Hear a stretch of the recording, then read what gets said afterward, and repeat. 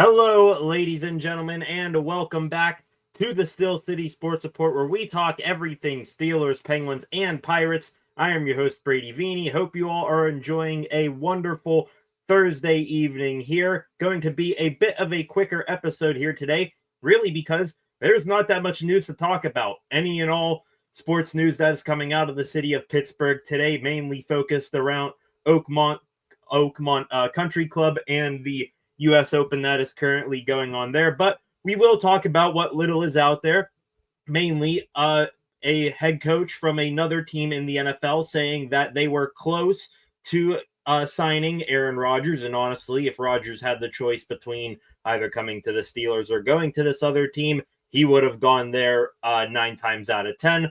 Also going to talk about the final day of Steelers Minicamp 2025 now in the books. The NFL now probably going to go into a complete and total blackout for the next month and change. And there's not going to be much football news besides, speculations and rumors of what all is being heard from insiders around the NFL.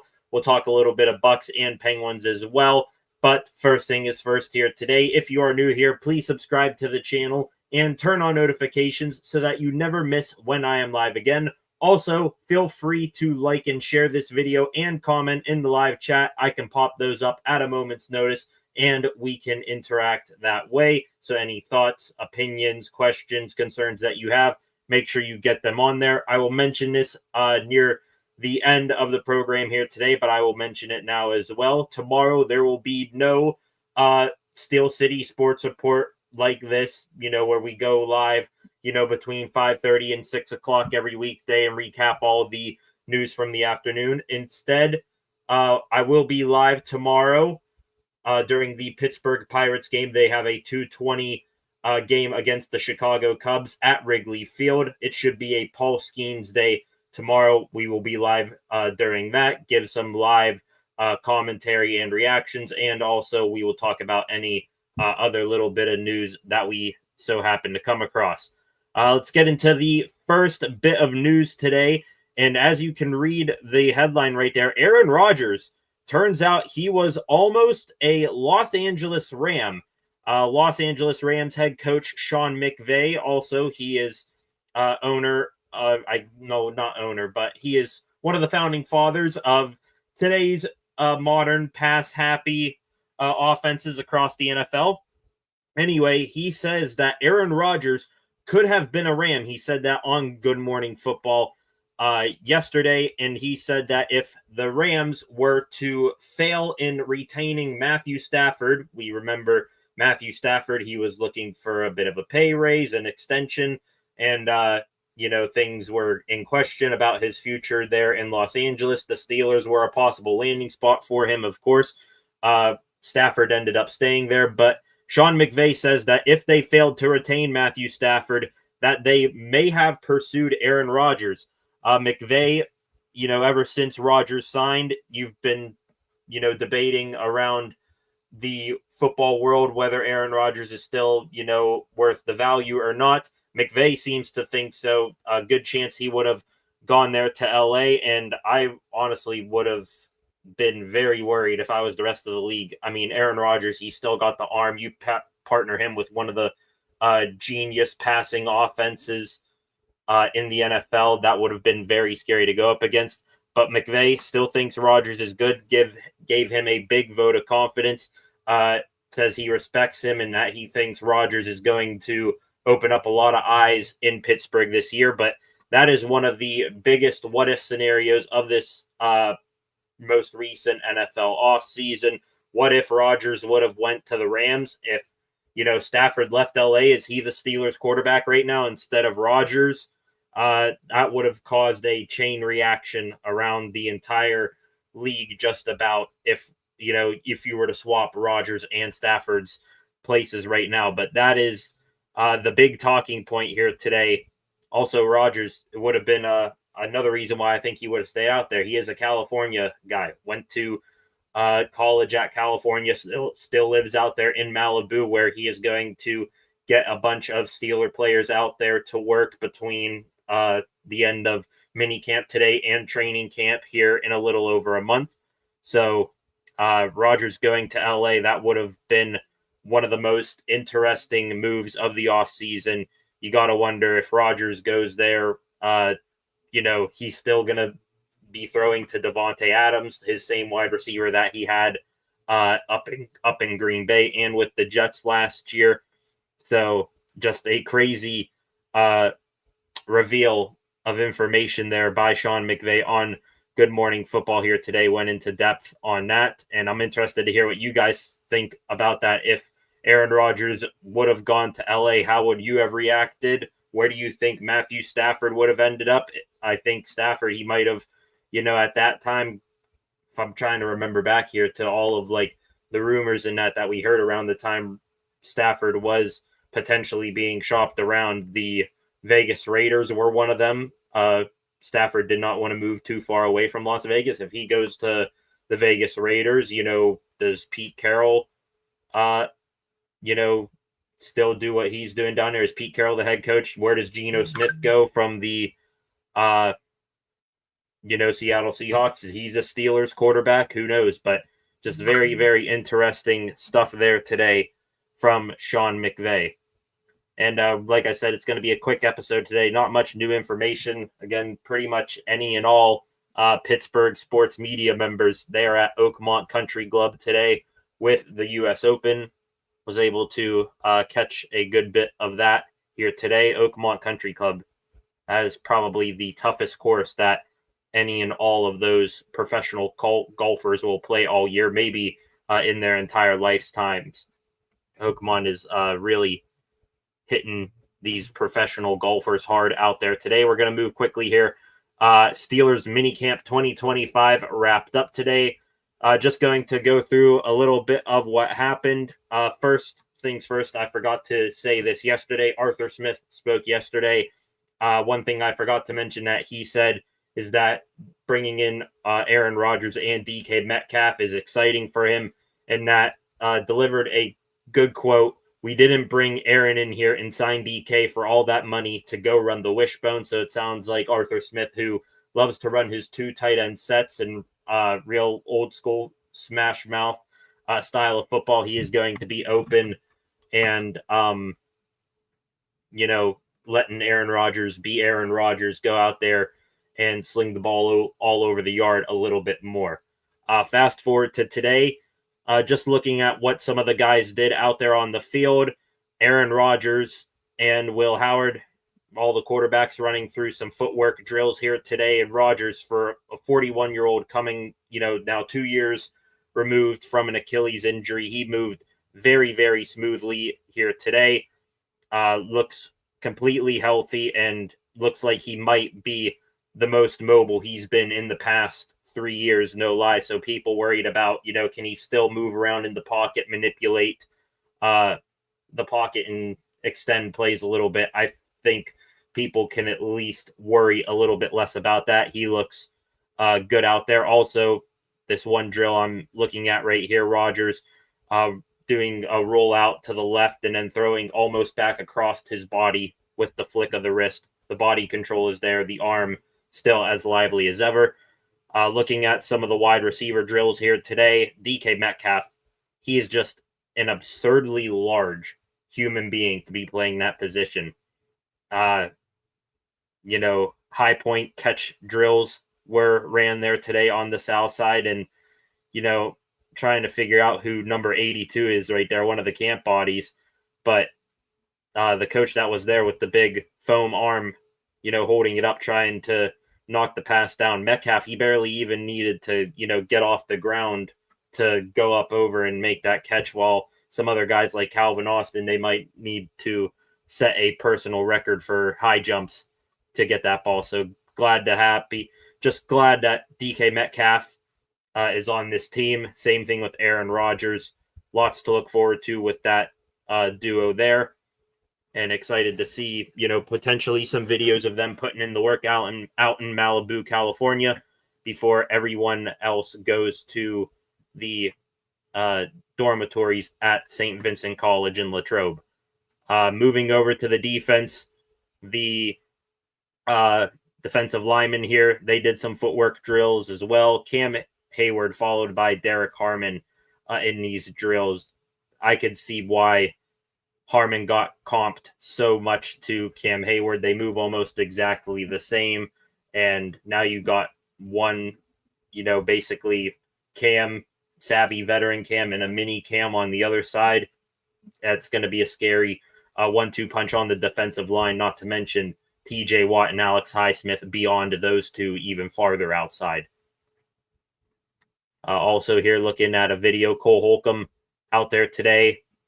looks very, very fast and healthy. We've said that a lot this off season through OTAs, minicamp, all that.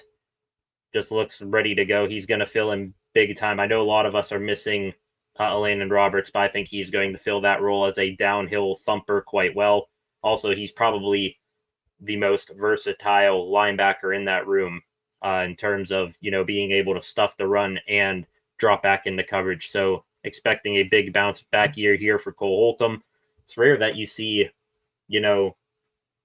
defensive players and especially linebackers win comeback player of the year. But if Holcomb, it's going to be tough for him to, share playing time with Patrick Queen and Peyton Wilson. But if you get him on the field at an extensive look, coming back from the injury he did, it'd be hard for me not to consider him for comeback player of the year. After practice today, Mike Tomlin, he also spoke. Mainly two things here from Tomlin that he said today. First, on TJ Watt, he reported that, nothing new on the TJ Watt front, and that, we're probably not going to hear anything over the next month before we get to Latrobe. His quote here, "I'm not going to get into speculation here. I'm optimistic we're going to get things done because we got two sides that want to get things done. When that's going to occur, I don't know." So, like we've all been saying, it's going to be the same old song and dance from, 4 years ago when TJ Watt got a new deal back in 2021. You're going to hear nothing but complete speculation and guessing for the next month. And then, we can get an idea of how well negotiations are going depending on whether TJ shows up at St. Vincent College or not. So expect no TJ Watt extension to be signed in the next month or so. Nobody worry about that. Just sort of put it on your back burner, out of sight, out of mind for the time being. Also, Tomlin said, good news here, that there are no injuries worth mentioning or any types of, nicks, bumps, and bruises that will slow down anybody's progress in terms of showing up to Latrobe fully healthy. And that is all I see here, ladies and gentlemen. That pretty much sums up what the last day of minicamp entails, and that wraps up the final portion of these, team off-season activities. Now we wait here till July 24th. That is the day that they will first need to report to St. Vincent College in Latrobe, Pennsylvania. Sure, tons of you who might see this might try to make a little visit out there. It's always going to be a fan-heavy experience and event out there at St. Vincent, watching the players walk down the hillside from the dormitories to the practice field. And, it's going to be exciting once that gets underway. Until then, expect the next month to be pretty slow here with news and updates. 6 of you in here right now, welcome to the stream. If you are new here, please subscribe to the channel and turn on notifications so that you never miss when I am live again. Also, feel free to like and share this video and leave a comment in the comment section. Any thoughts, ideas, concerns, comments, opinions that you have, you can put those in the comment section and I can pop those up on the screen at a moment's notice here and we can interact that way. In the meantime, let me take a quick stroll here through Twitter, see if we got anything else popping off that is not U.S. Open related. Of course, golf has taken over the Pittsburgh sports media market here today and really throughout the next 3 days as well. Today was day one of the U.S. Open. That kicked off at, I think, 6:45 this morning. They will play tomorrow and Saturday as well.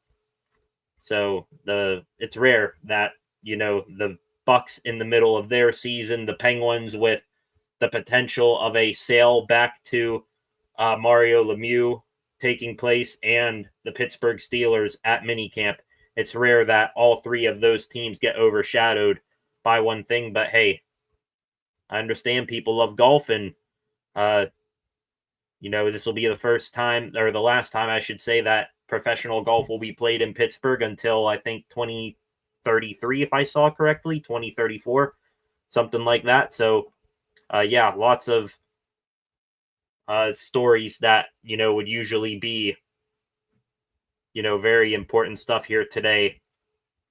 That's all been pushed aside to talk about the U.S. Open.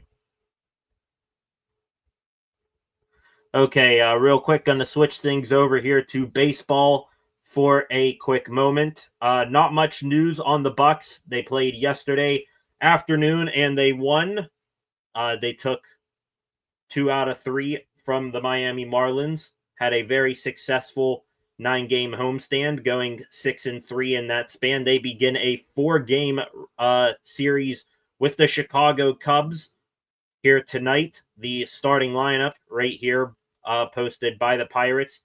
Not much difference here in the top 4 of the lineup. O'Neal Cruz, Andrew McCutchen, Brian Reynolds, Spencer Horwitz, the usual top 4. Adam Frazier moving out of left field, going back to second base here tonight. He bats 5th, an off night for Nick Gonzalez. A rare Isaiah Kiner-Falefa sighting, not in the 9-hole of today's lineup. IKF moving up to the 6th spot. He will play shortstop per usual. Tommy Pham, I'm completely and totally shocked that he is on the team. Not just because he sucks. We've been down that road, talked about that multiple times over. How the hell he's still on this team, because he sucks is one thing, but also because they have not been playing him. It's been, either Adam Frazier playing in left because they wanted to get Frazier's bat in the lineup with Nick Gonzalez returning. And if it wasn't, Frazier out in left, it was Alexander Canario. But hey, somehow Tommy Pham, he finds himself back in the lineup here tonight in left field. Brett Sullivan does the catching for Andrew Heaney here tonight. His second game up on the MLB team with the Pirates. And Jared Triolo rounds out the lineup at third base. Key Brian Hayes, an off night for him as well. So no Gonzalez, no Hayes. Andrew Heaney gets the ball here tonight against Jameson Taillon, former Bucco. Makes the start for the Cubs here tonight. Also, we got a bit of roster news as well. Just one roster transaction here today. The Minnesota Twins, they claimed left-handed pitcher Joey Wentz off waivers from the Bucks. Wentz was DFA'd a couple days ago, and he gets picked up by Minnesota, so he will head out to the Twin Cities. No real, loss there. The Bucks, they got some solid lefties still in the bullpen and down in the farm system. Caleb Ferguson, Ryan Barucki up on the main squad right now. You also have Tim Meza, who's rehabbing, I think, down in AAA. Hunter Barco's another left-handed pitcher. He's would be a prospect down in AAA. So no real loss there in Joey Wentz, but wish him nothing but the best in Minnesota. And that does it for the Bucks. First pitch tonight, I believe, is at 8:20, if I'm not mistaken. Just let me double check that. 8:05. It is an 8:05 first pitch here tonight. Almost an exact opposite record for each of these two teams. The Cubs 41-27. The Bucks just one game more played. They have a 28-41 record. So teams on two opposite ends of the NL Central standings here tonight. This is a 4-game series again. Once again, like I said at the beginning of the show, we'll be live tomorrow for the 2:20 game. It'll be Paul Skeens on the bump, most likely, with Andrew Heaney pitching tonight. And the rest of the games following tonight's matchup in the series, the 3 other games will be 2:20 start times. Okay, we're going to keep rolling along here. Let's talk about the Pittsburgh Penguins real quick, ladies and gentlemen. We do have some new information. I began yesterday's show talking about the breaking news from Pierre LeBrun saying that sources told him the group of Ron Burkle, Mario Lemieux, and David Morehouse are looking to buy back the Penguins from Fenway Sports Group. Burkle and Lemieux sold the Penguins to Fenway in 2021.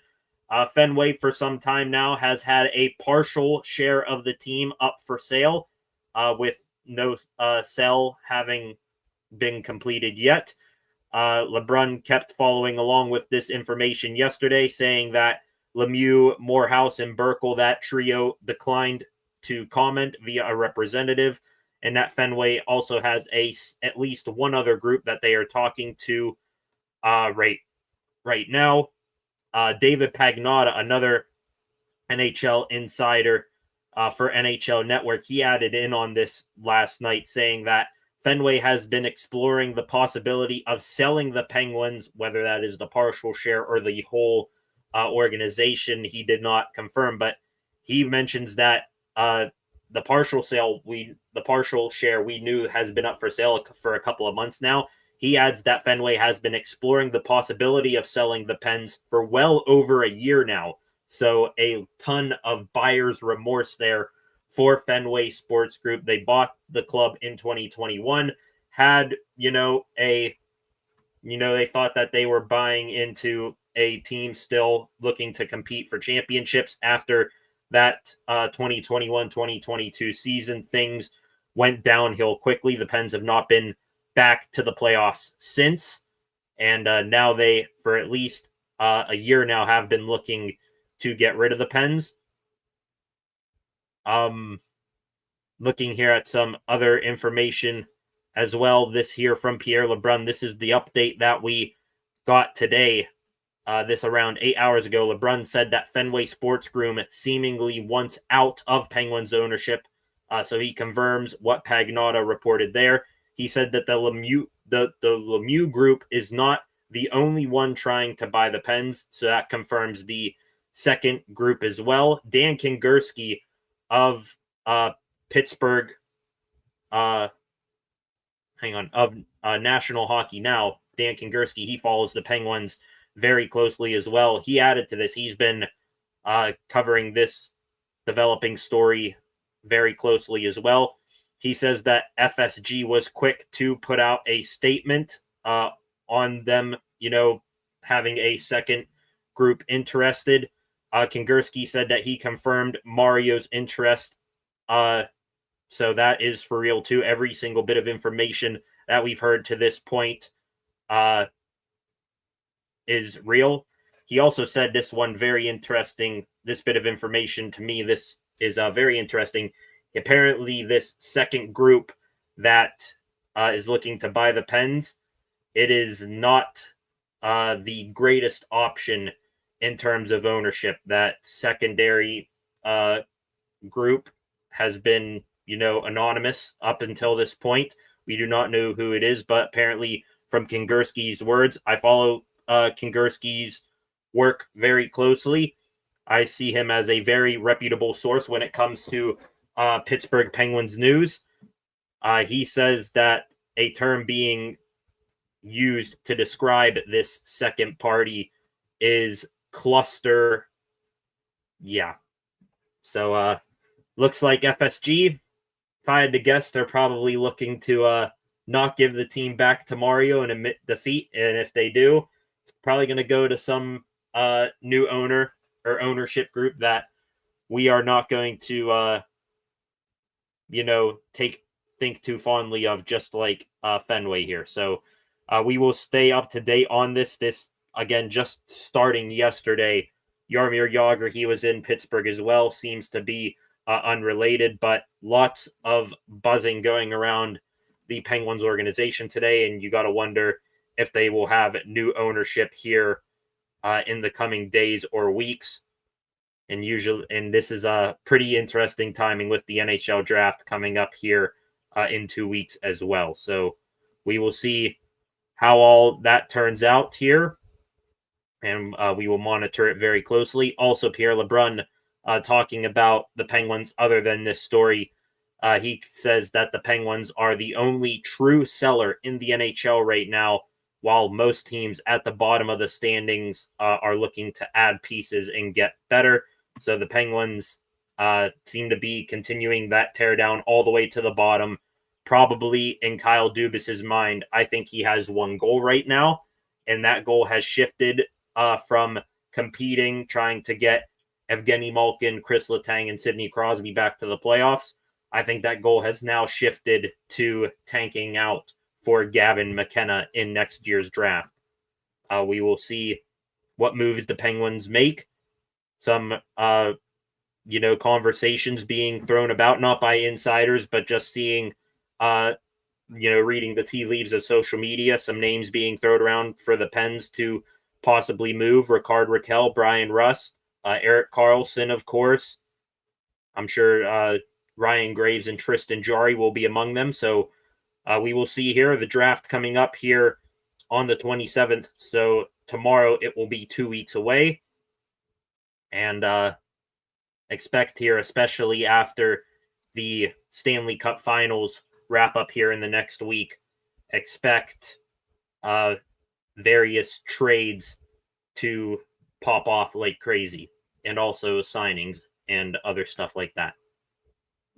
7 of you in here right now, welcome to the stream. If you're new here, please subscribe to the channel and turn on notifications so that you never miss when I am live again. Also, if you have any questions, concerns, ideas, anything like that, whatever's on your mind, get those in the comment section right now. I can pop those up on the screen at a moment's notice, and we can interact that way. We are up to 406 subscribers on the channel. Thank you to each and every one of you beautiful people who helped the platform here reach over 400 subscribers. I thank you all very, very much. One more segment here to go tonight, and that is the more Pittsburgh sports news stories, really loose reports and pieces of information that we cannot get too attached to, but we will talk about anyways. Before we do that, we are going to take a quick stroll here through Twitter. See if anything new is happening. Again, a very quiet day on the Pittsburgh sports news front. Of course, most of Pittsburgh media at Oakmont Country Club today covering the U.S. Open. Very rare occasion that the best golfers in the world are near Pittsburgh for such an event. So, as expected, it is the headliner today, even over the Steelers, Penguins, and Pirates.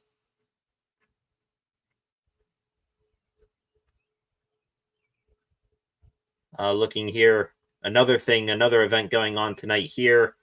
As a matter of fact, it's started now. Wonder if it's on the TV here. The NHL awards, I think, are ongoing right now. Yeah, they are.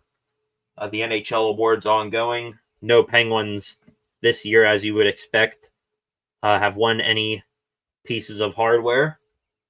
As a matter of fact, they are showing on the screen right now Meredith Gaudreau, the widow of Johnny Gaudreau, delivering, I believe that is the Masterton Trophy that Chris Letang won a couple years ago.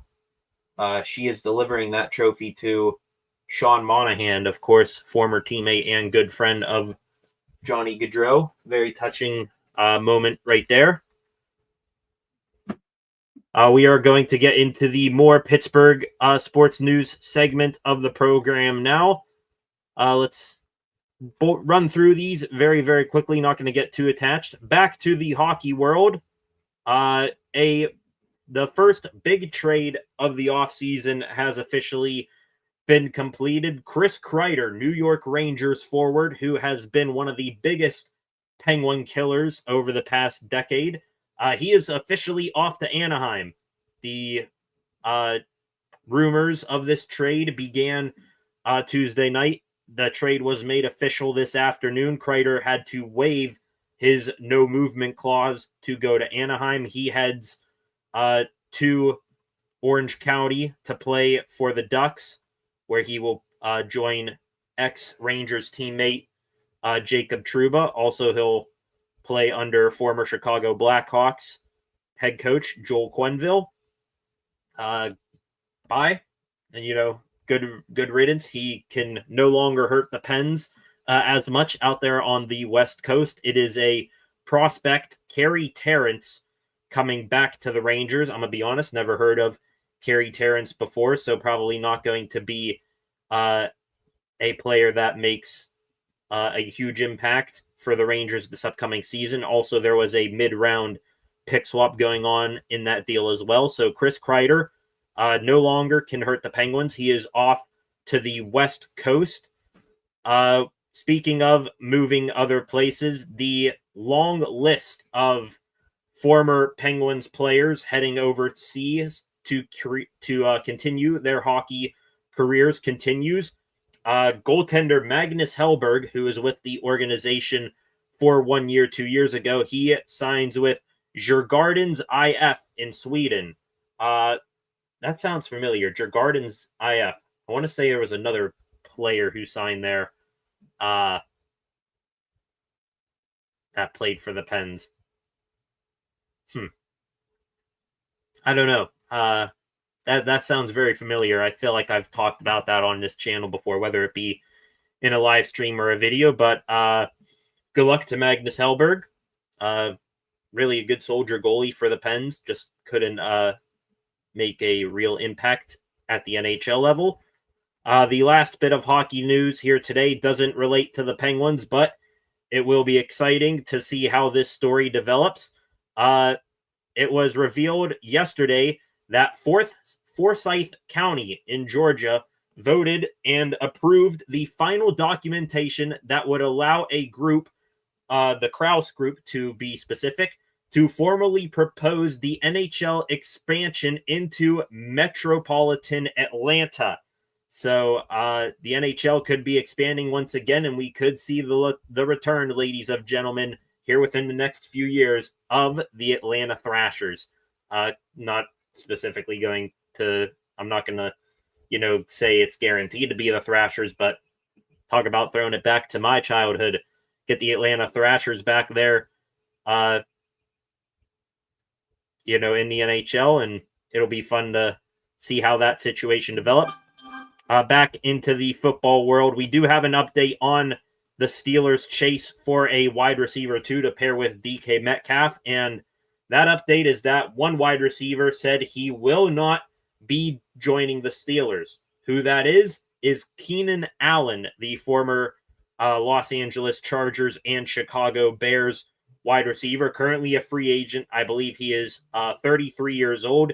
He said on a recent live stream on TikTok that he likes Aaron Rodgers and that he respects Aaron Rodgers, but that he will not join the Steelers. So Keenan Allen, we can cross him off our checklist. Next up, probably either, Alan Lazard or Amari Cooper as my preferred wide receiver 2s for the Steelers. So we can all delete that name out of our contacts here for possible Steelers. Talking more here about the Steelers. Corliss Waitman, Steelers, I guess you would say backup punter now. I don't know if there's going to be a competition between Waitman and a returning Cameron Johnston, but Waitman, he did give up his number 8 that he wore last year to Aaron Rodgers, and people were in sports, usually when you give your number to a vet, you might get a little bit of compensation the other way. Waitman revealed that he will not be getting anything for handing his number 8 over to Aaron Rodgers, and that he really didn't want anything. His quote here, "Just glad my jersey got a Pittsburgh Steelers logo on it." So no hard feelings from him giving that to Aaron Rodgers. And kind of a crazy, development of how that number has gone over the past 3 years. 2 years ago, it was Kenny Pickett's. Last year, it was a punter. And now it's back to a quarterback and 41-year-old Aaron Rodgers. Quite the journey there for that number. The last bit of football news here kind of relates to the Steelers, but it really doesn't. The ongoing drama saga between the Cincinnati Bengals and their first round pick, Shamar Stewart, took another turn here today. Shamar Stewart, he did show up to the team's minicamp, but he did not participate in any of the drills. On the last day today, he was not there. He left minicamp and has, been very outspoken with how he feels about wanting to get paid the right amount that he feels for a first round contract. So some more twists and turns in that saga. Shamar Stewart leaves. No deal done. Probably a deal not going to get done. Now people are even, throwing out the crazy ideas of, he can, either opt out of his contract and sit the entire 2025 season and re-enter the draft, or the Bengals could trade his rights away for pennies on the dollar. Just crazy stuff there in Cincinnati. I know lots of people can question, some things that the Steelers are doing, signing Aaron Rodgers, having their ongoing contract dispute with TJ Watt, other things like that. But the Bengals, let's go all offense and let's make mad probably our two best players on defense, our first round rookie who hasn't even put on an NFL helmet yet, in our sack league leading defensive lineman in Trey Hendrickson. Just crazy things going off with the Bengals. And now, like I said, the NFL, they're going to go into a dead period here where everybody and their parents go on vacation. Nobody's around at any of the team's facilities to pick up phones. So crazy stuff there. We'll see how that plays out. See if the Bengals are actually going to be the team that they were last year, where they put up 40 points a game, have one of the most electric offenses in the entire NFL, but they couldn't, stop a beach ball on defense. Last two things here in the more news story segment of the program. Two anniversaries that we have to acknowledge. First one, on a very happy note, happy June 12th to all of you fellow Pittsburgh Penguins fans.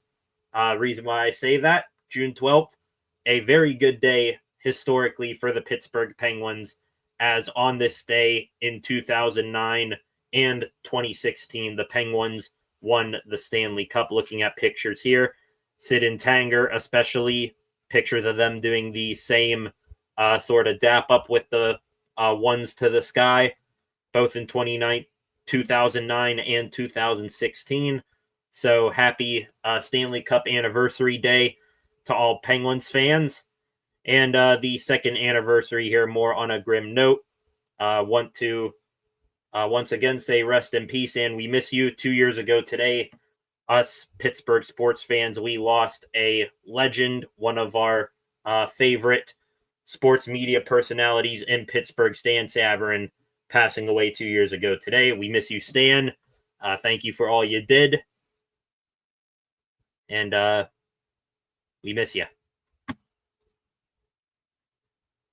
Let me take one more stroll here through X here this evening, see if anything else is going on before we head into tomorrow's Pirates and Cubs game.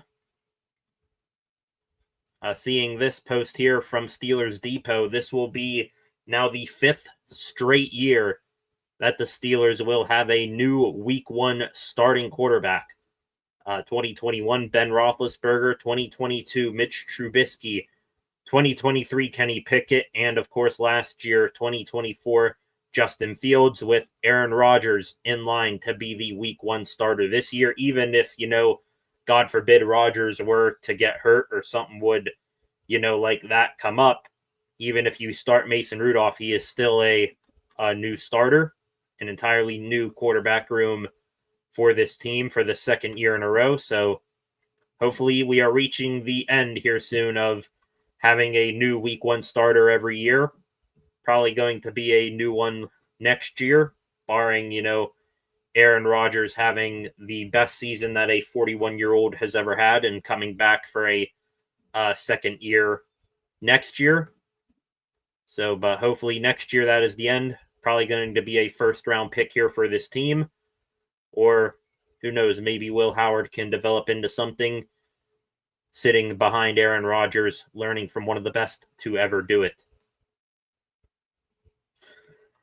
Excuse me.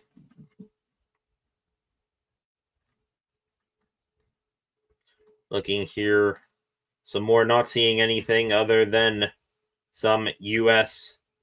Open news. J.J. Spawn, name that not many people knew coming into the U.S. Open today. He was, last I checked, in the league. Some of your more notable golfers, they are pretty much down and completely out of it after a rough day. Oakmont eating some of the best golfers in the world alive. Bryson DeChambeau, I think he's barely holding on, but you had Rory McIlroy. He's way out of it. Scotty Scheffler, he's still hanging around right now, so we'll see how that all plays out over the next 2 days. And we will see how things play out tonight for the Pittsburgh Pirates, leading into tomorrow's game against the Chicago Cubs. So, going to wrap things up there. Not seeing much of anything else. I want to thank you all for joining me here tonight. I appreciate you all very, very much for the final time. If you are new here, please subscribe to the channel and turn on notifications so that you never miss when I am live again. Also, feel free to like, share, and comment on this live stream after the fact. And join me back here tomorrow. Like I said, 2:20. I'll probably be live around, 2:10, probably about 10 minutes before first pitch tomorrow. Paul Skeens should be on the mound for the Bucks, but it is a 2:20 start time, game 2 of a 4-game set against the Chicago Cubs. Hopefully, by that time tomorrow, the Bucks will be 1-0 in this series and continue the hot streak that they have been on. Thank you all for joining me here tonight. Enjoy a wonderful rest of your Thursday. Go watch some more golf. Go turn on the NHL Stanley Cup Finals. Game 4 of that playoff series is tonight. Really kind of odd there. Usually they play, when they are in the same location for 2 days, they play, one game, take a day off, and then play the second game. But this time they had 2 games in between. So kind of thrown off by that. But we'll watch that, see how that games go, see how the Bucks do tonight, and then we will meet up back here tomorrow a little bit before 2:20. Thank you all for joining me here tonight, and I will see you back here then. Love you all. Peace out, and let's go Bucks. See you tomorrow, guys.